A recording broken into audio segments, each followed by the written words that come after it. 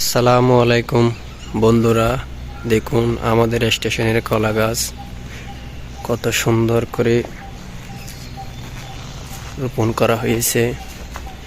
এটা মূলত অনেক আগের। দেখুন আমাদের কলা গাছে কলা ধরেছে, খাওয়ার উপযুক্ত হয়েছে। এখান থেকে কলা গাছ নিয়ে আমাদের স্যার বিভিন্ন জায়গায় কলা গাছ রোপণ করেছে স্টেশনের। আপনাদের দেখাবো। দেখুন এখান থেকে কলা গাছ নিয়ে আমাদের স্যার এখানেও কলা গাছ রোপণ করেছে। আরেক জায়গায়ও সারিভাবে কলা গাছ রোপণ করেছে, ওখানে কলা ধরেছে, আপনাদের দেখাবো। এটা হলো ফুল গাছ, আমাদের স্যার রোপণ করেছে, অনেক বড় হয়ে গেছে। দেখুন এই কলা গাছগুলো আমার স্যারে রোপণ করেছে সারিবদ্ধভাবে। এর মধ্যে একটাতে কলা তুলে এসেছে। ইনশাল্লাহ রিজিকের মালিক আল্লাহ।